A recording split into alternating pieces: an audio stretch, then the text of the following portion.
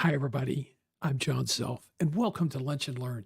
It's our weekly 30 to 40 minute live coaching session, and where we talk about things that we think will help make you a better job search candidate. And that's what we're here for, to help you do better in your job search. And the reason you need to do that now is because if you're an executive or a manager, which happens to be our targeted audience, you need a lot of help.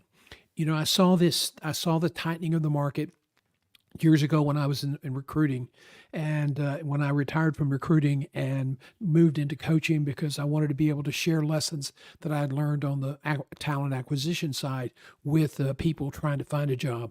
I began to notice a tightening in the market that really began to happen, in 2010 or 11 or 12, and it wasn't really noticeable. But companies began to extend responsibilities for executives. We saw it a lot in healthcare, with suddenly a CEO being removed from one hospital and then being told that the CEO from a neighboring hospital would be responsible for both facilities. It's called job extension, and it's now fairly common. You saw it a lot. It really exploded, really, in the pandemic, and a lot of people were furloughed, and a lot of those executives and managers who were furloughed then found that they had been laid off at the conclusion of the pandemic. So today we want to really help you talk and learn really about how to plan your day when you're in the job search business. And so we will be with you in 1 second.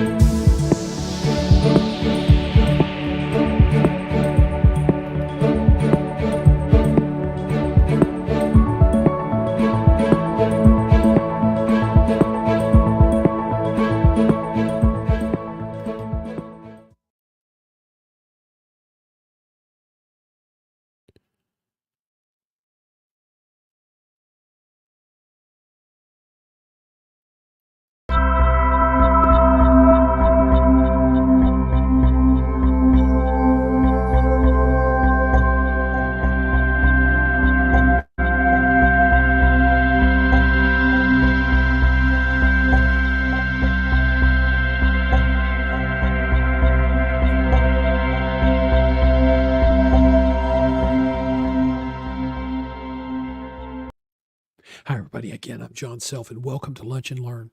This is the final episode for the summer. We're taking the month off in August. We do Lunch and Learn on Tuesday. We do office hours on Wednesday. We do a career live on Thursday. And then for a while, we were doing question and answers on Friday. That's a lot of content to do for 1 week. Plus, we publish a newsletter 5 days a week on Substack, which is a subscription model. So when you become a member of our career subscriber service, you get all of that activity and as well as the newsletter. Today, we're going to talk about something that's pretty important, and that is that we want to talk about the importance of planning your day and having a job search. A lot of times I have found that people, they really struggle with this. You ask them, what did they do for the day? Well, I made some calls, but when you start trying to pin them down, they really aren't comfortable. Why is that? Because the job search and the job that you have, those are two different types of functions. So today, what we're going to help you do is kind of bridge the gap so that you can set up a routine that will be productive, that will help you accelerate your job search. I will tell you this, that right now, based on the numbers I look at every day, the job search competition is pretty intense. And you don't see lines lining up, people lining up for interviews and apply for jobs anymore unless it's to gain entrance into a job fair. Let me tell you something. A job fair, you might pick up a lead or two. The best way to find a job is to network. That is the most efficient, the best way to find a job. Why? Because 60 to 70% of the really best jobs are never advertised. They may not be the top paying jobs. They may be a supervisor's job or a manager's job, but they're not widely circulated in the marketplace. They've even been awarded to a recruiter or the company is not desperate and they're waiting for the right candidate to come along to be referred. So if this line is more a metaphor for what's happening in virtual recruiting, which is online recruiting. And I know a lot of people would rather sit around and put in dozens and dozens, even hundreds of online applications just to avoid calling someone they don't know to do job networking. That's really crazy. And in this marketplace, that may not ever work for you. So please, I hope you'll pay attention to some of the tips we're providing today. And again, always, if you get stuck, we have a get unstuck line, if you will. It's called Talk to John. It's at the bottom of our webpage. Just click it. We'll do a Zoom or a telephone call to answer any questions you might have to help you get unstuck. Now, if you're a member of our Your Career Community Group, you get 3 check-in calls a month as part of your $49 membership fee. Now, the task of searching for a new job, it's really, really not the same as your normal job, your day job. Or in Canada, sometimes they use the term Joe job. It requires new skills and a new perspective. And those are new skills and a new perspective. And the new perspective is particularly challenging. Now, again, as I said a minute ago, this is our final episode of Lunch and Learn for the summer. We will be off in August, but returning on Tuesday, September 3rd, as part of our revamped service offerings. We've done some things that we're really happy with, and we've done some things that haven't worked as well as we thought and are at hope. And so, we're not going to if it's not working, we're not going to keep doing it the same way we've been doing. So we need some time to regroup and kind of rest our brains from all the content creation, and be back with you with some new offerings on September the 3rd for Lunch and Learn. So, finding a job is a full-time job, but it's not like your former job. There's a whole different set of skills and a perspective you must have. So really one of the key things you have to do is get prepared. And that one of the acts of preparation is to set up a daily routine so that you can be consistent. People fail in their job search, or they prolong their job search because they're not doing everything they need to do. Okay, they're not doing everything they need to do, and they're spending their days talking to friends, looking through stuff that may or may not be helpful to find a job. And so they say, "Oh, I had a busy day looking for a job. Nothing happened, but I stayed busy." You're busy but unemployed. So let's talk about what you need to do to get really organized to find a job. First of all, you need to let's set the stage. You need equipment and space. When I say space, you need to be able to have a room where you can conduct in LinkedIn or virtual interviews without interruption. You need a place to make calls without interruption, a desk to work at, a place to store your journals, your logs, have your computer and your lights set up for the virtual interviews. Then you have the successful elements, and to do that for the essential elements, the equipment, we're going to talk about that in just a minute, but it's essentially a computer, a good microphone, and some lights. The elements of a successful job search, then you have to really focus on staying focused on not the busy work, but the productive work. And then at the end, we're going to show you how to pull it all together. So let's set the stage, the tools in your workspace. First of all, you need a cell phone, and I'm going to do something because that little thing is dropping down here, and so I'm going to clear that out if you don't mind to avoid any frustration. First of all, you need a cell phone or landline that is exclusive to your work. You need to personalize the voicemail. As a recruiter, I always found it very, very disconcerting and sort of off-putting when I called a candidate that had heard about the job and wanted to speak to me, and I got, "You've reached 214-563-6363. Please leave a message." I don't know whose number that is. I probably shouldn't have used it, but, I don't want that. I want somebody to say, "Hey, you've reached John's cell phone. I look forward to talking to you. Regrettably, I'm not available right now, but I will get back to you as soon as possible. So please leave your number and a reference point for the call." Okay? Reference point for the call is to try to get them to tell you, "Oh, this is about a job in Dallas, or about a job in Wichita Falls, or, Wichita, Kansas, or Spokane, Washington," something like that, to get a point of reference. You need to have a reliable internet connection. Every internet ever known to man is going to go up or down at times. There are going to be times when your computer drops off, but you need something that's fairly reliable. If it's up and down and it's less than 90%, you got to be concerned because that could affect your interviewing. I had one recruiter tell me that he was trying to interview a pretty good candidate, but he kept getting knocked off and they just couldn't ever make it work. And, he said, the guy must have just ancient equipment not to be able to sustain a connection. And so they dropped him because the recruiter who was younger, who was a early stage millennial, said, he's obviously not up to date with the technology, and we don't really want to bring people into the company that aren't that up to date. So you want to have a personalized voicemail that really reflects the fact that you're a job seeker and you want to request certain information when you leave a message. Okay. The second thing is a reliable internet connection. Okay, the third is adequate quiet space to conduct your search. We all remember the famous natural during the pandemic, where a person was being interviewed on a nightly cable show with millions of viewers, and his little child came bursting into the room because the nanny lost track of where the child was, and she wanted to see Daddy and didn't have a clear idea that Daddy was on national television. So you need a quiet room, and you need the respect of your family, your kids, to be sure that when you're in there and the door is closed, if you to not lightly to come in, but to respect your space, because if somebody comes in that's kind of goofy, and that can distract from an interview, okay, and you don't want that to happen. Excuse me, I use these earpieces and sometimes they start slipping. You want to have adequate quiet space to conduct your search, and you don't want to be interrupted in interviews. Things like that. The other thing you want to do is buy some good lighting for your video interviews. Some people buy these little cheap lights, and it looks like they've got a sun lamp turned on them, or a light with not a very bright bulb. So buy a really good halo light. Don't cheap out, because why? Video interviews are here to stay. They're here to stay. They're never going away. And matter of fact, they're going to be more important part of business as we move forward, because the generation coming up, the millennials and very much the Zs, are used to short videos. They're used to video interaction. Okay, so you want to do that. You want to be sure you have good lighting, a good microphone. We'll talk about that. You can get a good ear hook headset. You see some of these preachers on TV. Those are XLR headsets. You don't want that in your computer. Just get a USB headset. So that you can connect it easily to your computer. You don't have to buy some adaptive equipment that can be kind of expensive.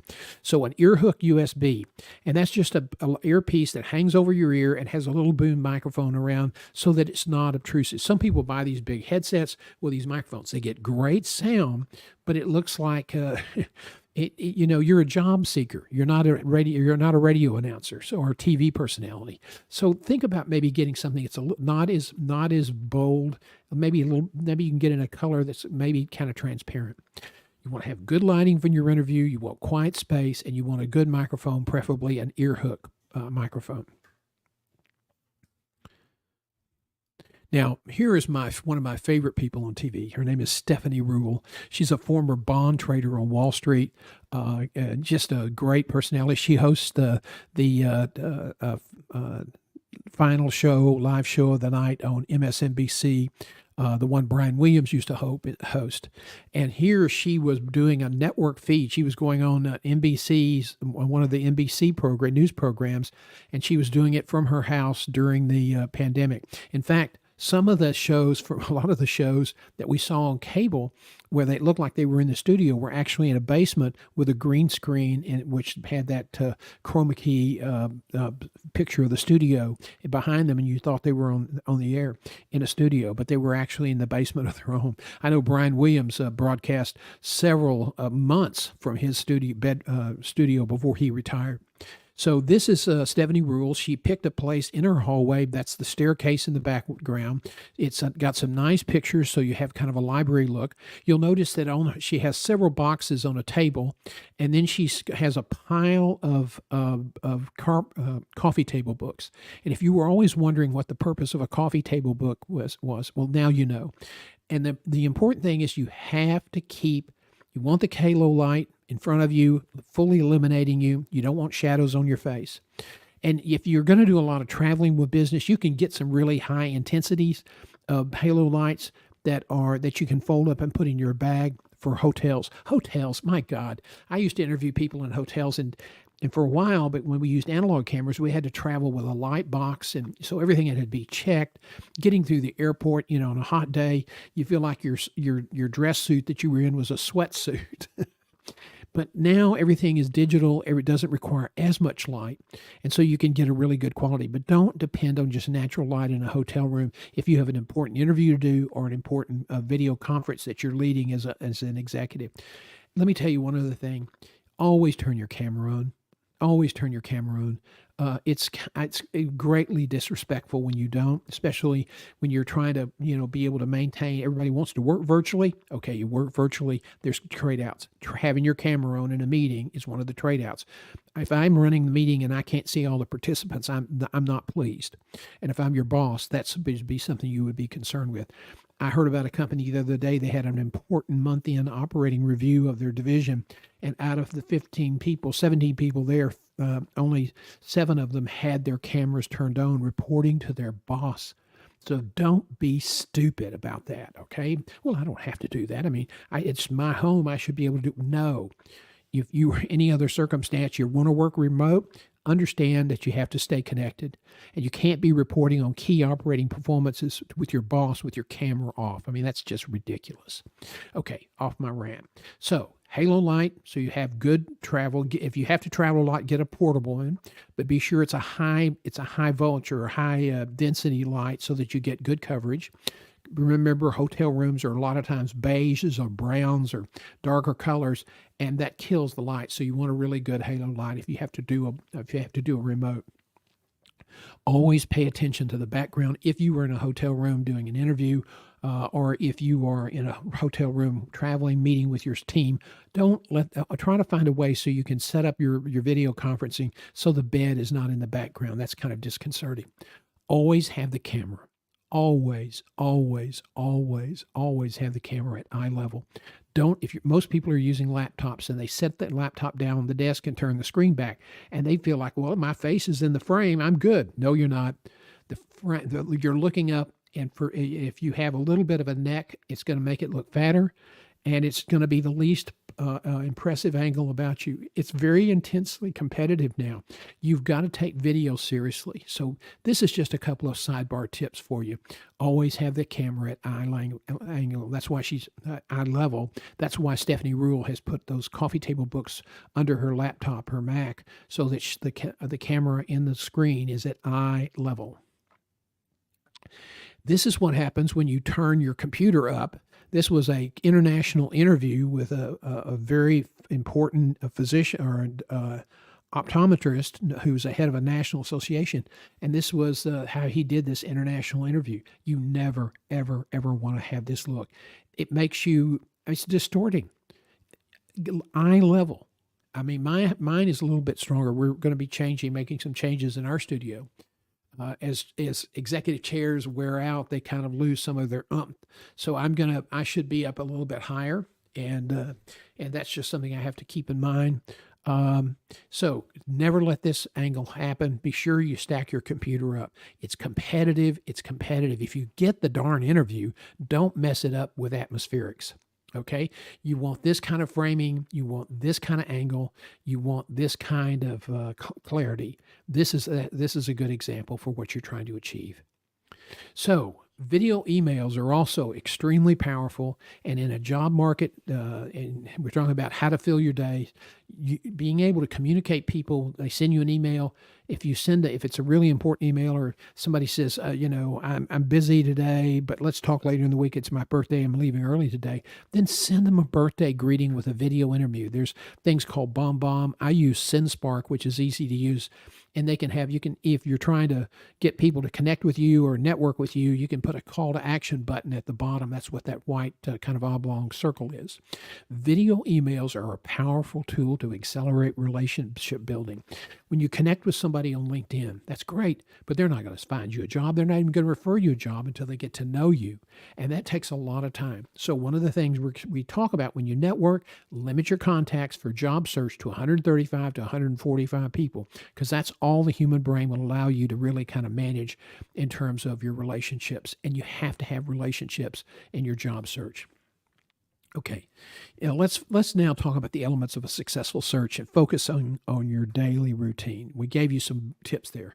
First of all, you need a written career plan. You need a written career plan and a job search plan. And if it's in writing, I guarantee you, you will be more successful than versus those that don't have a plan. Okay. But keep that in mind, whether it's finding a job or whether it's in your career. People who have written career plans tend to be more successful and make more money than those that don't.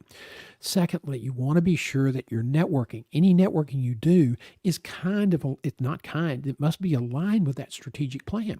You don't want to have making a bunch of contacts, people you know in Ohio, if your goal is to work in the Midwest or the Mountain West or the Great Northwest. You want to be sure that the networking you do, if you don't like doing it, then at least do networking that's going to align with your plan so that it generates some value for you. And we call that networking 3.0 because it's focused network based on your career plan, targeted companies in geography. The second thing is if you need to keep a calendar. Now, some people prefer to use a computer calendar. Other people prefer, the old, I call it the analog calendar, the written calendar. And in fact, those are still very, very popular with a lot of people. So, whatever you choose to do, have a calendar because we're going to use that in just a few minutes to schedule your day. The calendar encourages you to have discipline. You schedule events so that you can be sure that the work you're doing is productive work and not busy work. You also want to have a journal for documentation. I'm going to hold mine up here. It's a gray journal. This is made by, Charles R. Olson or Charles R. Gibson. It's a Gibson banner. Nice little deal. Has a little plastic ruler for making stuff, designs and arrows and stars like that. It's a great journal book, good paper. It's a dot point paper, really an excellent journal. And I encourage you to keep a journal. Who did you talk to that day? Is that someone you really want to follow up with? Then connection. What do you want to say to them in the connection? The notes from your visit. When as a recruiter, I'd get calls all the time. So sometimes I wouldn't call them on the road. I'd call them if I got back on, Thursday night. I'd call Friday morning. I'd call and say, "Hi, this is John Self, and I'm returning your call." Oh, wait just a minute. Let me see why I called you. Bad, bad, bad form. The smart people have a list of just, John Self, I called regarding this search. Okay. You got to be organized. When somebody calls you, that's important. They wouldn't call you if they weren't interested in you. And so you need to be able to say, "Oh, Robert, thank you for calling about that job in Victoria. I'm extremely interested. And I just wanted to introduce myself and let you know this is who I am very quickly. 45 seconds, that's it. If I can be of any help to you, please let me know." Okay?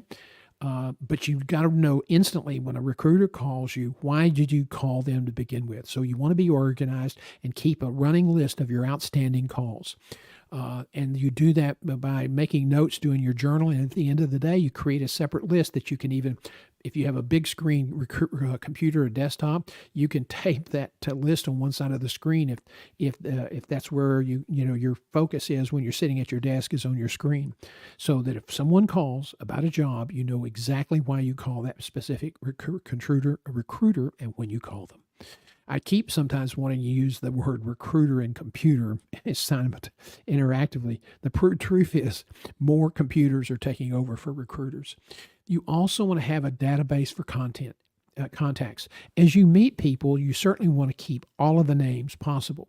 But when you get down to really developing your job search contact list, it's going to be between 125, 135, and 145 people. The research shows, it's called the Dunbar rule, and the research shows that that's probably that range of contacts is the maximum number the human brain can handle in terms of developing relationships. So don't get 10,000. Less can be more. You want your contacts to be focused on where you're going and what you're trying to accomplish based on your plan. So that's why you want to be sure that you're being very thoughtful, very intentional about creating your network. And you also want to keep the journal. They said, okay, I'm Robert, and I do this and that, and they talk. Maybe you hit it off really well, and he meant, you go look up his LinkedIn page, and he's got his birthday listed there. Make a note of that so it's in your database, and you can get some of these databases for free. Some of them are a little bit more expensive, but we're not talking about the earth. Some of them you can buy on like a monthly basis for 12 to 15, $18. But when you buy them, sometimes they can be kind of pricey. But don't buy some complex CRM. You just need a database so that you can keep a record of who's calling you. We used to use one in the recruiting business when we were a PC company called ACT. I don't even know if they're around anymore, but it was a great little device, and it wasn't that expensive at the time. It lived on your computer. They now have them online, but keep a database. If you talk to Roy at St. Agnes Hospital, if you talk to Roy with Dun and Bradstreet, or if you talk to Betty, with one of the big, firms in banks in New York, keep a record. Betty call. We talked for 20 minutes about these issues so that you have a record of it. And as you build relationships, you're going to start seeing people you really want to connect with and build relationships with. It's important to have that kind of information because that allows you to set up your priorities. Okay, so you want to have a database for contents. Finally, you really not finally, but you really also absolutely must have a vibrant, robust LinkedIn profile with a first-class picture. Why? Because more and more corporate recruiters and some search firms, but more corporate recruiters are using the LinkedIn's high-speed scanners. I'm looking for a senior VP with 10 years experience. I want them, if they're healthcare, I want them to have these credentials, a master's degree, want somebody with union experience, managing a union workforce, someone who, has turnaround experience, is engaging with doctors, all of those things. So they'll create a job description and they'll create an algorithm to search. Then LinkedIn will unleash its algorithm on all the profiles that are in their system, and there are billions. There's over 1 billion now, and it can go through thousands in just a few minutes' time. And so if you ever get a note from a recruiter, a little round picture at the top with the computer's face in it, that's coming off, they've subscribed to LinkedIn's that candidate sourcing software. And so that's what that's all about. And at the bottom, it says, here's a link if you want to apply for this job. You've been identified as somebody we would like to talk to. Please send your resume to this link. You still have to send a customized resume that addresses all of the language, the phrases and the keywords in that letter and in the job summary. So you have to have a LinkedIn profile. Without a LinkedIn profile that's busy, that you're adding to, that's vibrant, you're going to be invisible. Finally, now you also want to get copies of the association directory. So most of them now are online. I was a member of the American College of Healthcare Executives. Lord, what a great directory. If you wanted to reach a CEO in San Diego, you probably could get his office phone, or if not, his cell phone. So you want to have those directories. If they're hard copy, when you leave an organization, you want to be sure you take it with you. Okay? Now, again, I am a big journaler. I'm a big believer in journaling. And so you want to have a computer or analog track record of your day. Schedule your day, your work plan, your task, everything, and mark them completed when you go through it. Now, you can do it on your iPad, or you can do it on your analog journal book, a calendar book. It doesn't matter, but keep a journal to document the calls for new contacts, so at the end of the day, you can add that information back into your database. This is so important. You're not talking about random information from somebody some rent insurance agent in South Carolina who wants to connect with you. Just basically say, if you don't know them, deny the connection and click the link. It says, I don't know this person. Okay, because a lot of people now are using LinkedIn not for networking. It's strictly a sales platform, and more importantly, it's strictly a recruiting platform. So you have to be visible. You can't ignore LinkedIn, but you also take control of who you connect with. Don't connect with people, clothing designers from China, even though you may be in the fashion industry. Don't waste your time, because some of those people are bots. A lot of them are scam artists. So, just be very, very careful. Be disciplined about who you connect with. Understand why you're connecting with them and what they can do to help you. Networking is not a one-way street. It's a two-way street. So when you connect with somebody, you also need to say, is this someone I can personally help? Do I have information that might be beneficial? But you have to have a calendar and you have to have a journal. Okay. Now, busy work versus productive work. You got to understand what makes, what's going to move the search forward. You got, some of the essential work is networking and follow up. They are critical each day. So you look in the start the morning by scanning through your emails and looking at your industry news feeds to keep up with what's going on in your industry. That's before you have coffee. Not really. I'm hoping to have coffee within 5 minutes after getting up. You also want to schedule your time for critical activities to ensure you address the key functions that you have to address each day. You want to allocate time for virtual networking, coffees, lunches with former colleagues, marketing reps. A lot of people, they say, well, I'm really busy. Well, great. Can we do an early morning virtual coffee together? Okay. Or let's meet at Starbucks if you're, before lunch and let me buy you coffee at Starbucks. Yeah, that's just a way to keep the information, the conversation going and to build a relationship. But you want to take some time each week for you time. Okay. And that's usually a good time is Friday afternoons. And, sometimes you're going to run into slow days, maybe on a Monday or Tuesday. If nothing's happening, nobody's available, then okay. If you think you might be real busy on the Friday, then take Tuesday off or Tuesday afternoon off. You can't afford to take the whole day. You got to schedule time for critical activities to ensure you address the key functions. Allocate time for virtual networking coffees and meetings with colleagues and follow-up meetings to LinkedIn connections. And you want to take some time for yourself. That's really important. You've got to have some you time. Now, the difference between can and can't. Well, one of the big differences is encouragement from people that love you and care about you. But if you do not zero in on the key daily task, you will experience more days like this with frustration, with angst about how you're going to pay your bills, with angst about maybe being homeless in a dire circumstance. So do the things you need to do to be able to move ahead, okay? That's really important. That's the difference between doing a lot of busy work that doesn't find you a job and being very focused and very networking oriented and really moving and making phone calls to understand what jobs are available. Now, let's put it all together. Building a daily schedule where it's a little bit afternoon in the central time, so we're going to move through this. Here is a sample schedule. 8 a.m. review industry emails, job boards, and alerts for new openings. If you are looking for a job, keep in mind the best way to find a job is not through is not applying online because the competition's terrible. It's 150 to 1 or greater. You may do that for certain jobs that you're interested in. Okay, but you have to understand that that's extremely competitive and the odds against you are just overwhelming. So review industry emails. You may get a hint of something that's about to happen. Look at job boards. Some people subscribe to job boards that will alert them when a CEO or COO or senior VP or CFO, one of those, maybe manager of the lab or manager of transportation, any of those come up, they get alerted. Okay, so review your morning alerts. You got to set that up to let you know. You also need to spend time staying current in your industry, reading and looking for ideas to post because you got to post every day when you're looking for a job.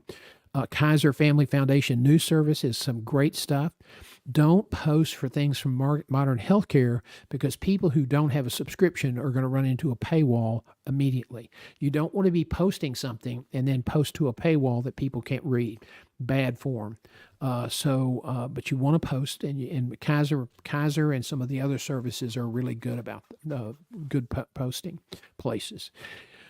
So at 8:30, you want to take 30 minutes, maybe 15 minutes, but in each post, write something above it. If it's something you agree with, fine. Be careful. Is that post consistent with your communication strategy that's in your career plan?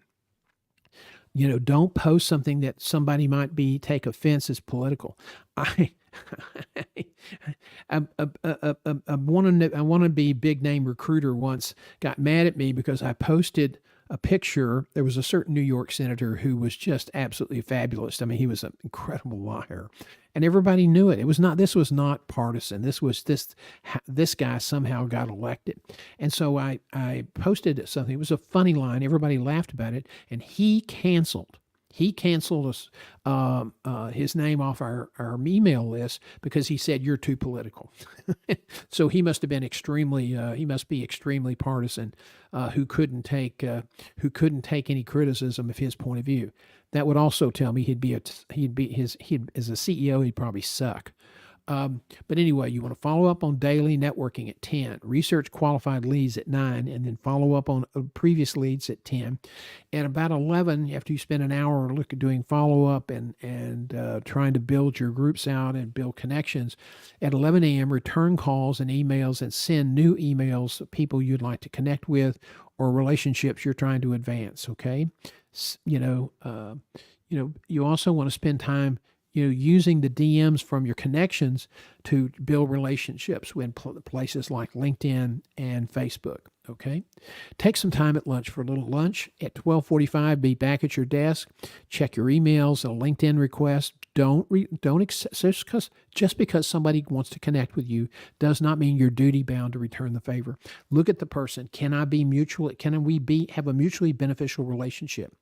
Don't stretch and say, well, maybe if I'm in this, that'd be a good person to know. Don't waste your time. Getting to know somebody for the future who's not going to really influence your career, but may be somebody who's good to know if you get a job and stay there more than 2 or 3 years, that's a waste of time. Build relationships, connect with people who can help you pursuant to your written career plan. Okay? At 1:45, maybe check in on some calls make some calls to former colleagues, contacts. It's really, really important to be able to maintain relationships with people you worked with in the past. First of all, they can be a great source of support. But secondly, more importantly, they may be able to feed you some information about previous activities together where they may remember certain facts and figures and you don't. Okay, so it's really, really important to stay in touch with people and do check-in calls with former colleagues and contacts. 2:30, take a break. Okay, get some coffee or whatever, and just kind of take a breather for a few minutes. At 3 p.m., you want to start checking your job boards again and emails. At 3:45, you want to make some more networking calls. So even when you're not making networking calls, you're trying to find people online, people you'd like to call and network with. People say, I don't like doing that. Look, the job is to find a job. It's not to sit there and decide what you like or don't like. Anybody can do this. It's not hard. It is hard for some people. It's not complicated for sure.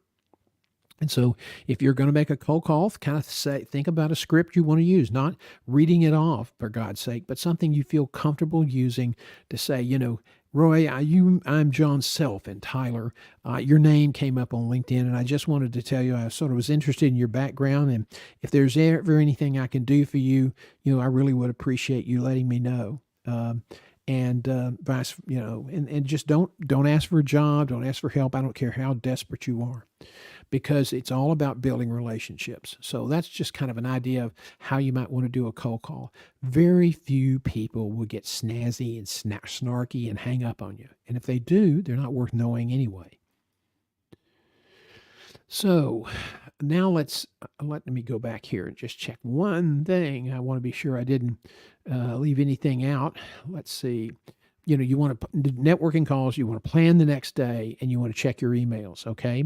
And some people go back in at night and check, because sometimes people working late on the West Coast might sometimes send a message at 8 o'clock your time, which is 6 o'clock. If you're on the Central Time Zone, that's 6 o'clock Los Angeles time. So don't just, when you leave at 5, you leave the office at 5, don't just automatically shut down for the day. Keep an eye on your emails, even up to the evenings. Not getting too busy, just kind of keep an eye on it in case something comes up you need to immediately respond to. So now let's talk about moving forward.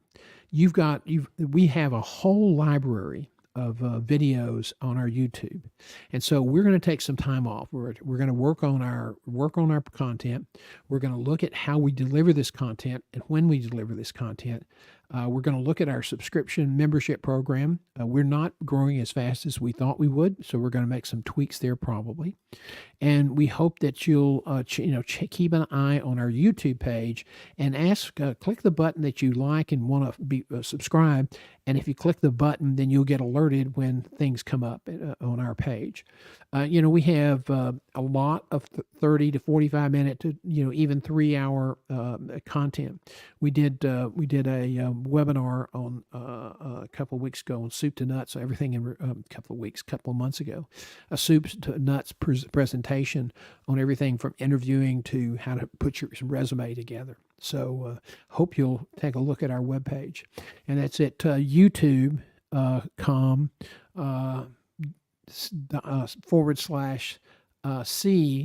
/C/John G. Self. That's our YouTube address, and we hope that if you have questions during the month off, if you have questions during the month off, we hope that you'll go to the YouTube channel because there's probably ample information to answer your question. And so it's about 10 afternoon today. It's been a 40-minute lunch and learn. I hope this information has been helpful. It will be posted this afternoon on the YouTube channel. Going forward, we are going to relook at whether we make these lunch and learn events public or whether we will, whether you'll be able to see them on replay, unless you're a member or a subscriber of our service. So we're kind of making some changes to that. We're also going to be improving our custom coaching package for job search. And so we hope that will be helpful as well. I want to thank you all for being with us today. It's been a pleasure to be with you. And we will see you September the 3rd on Lunch and Learn, or you can join us tomorrow afternoon for 4 o'clock for the season finale of Office Hours. Thanks so much, everybody. Cheers, and we'll see you September 3rd.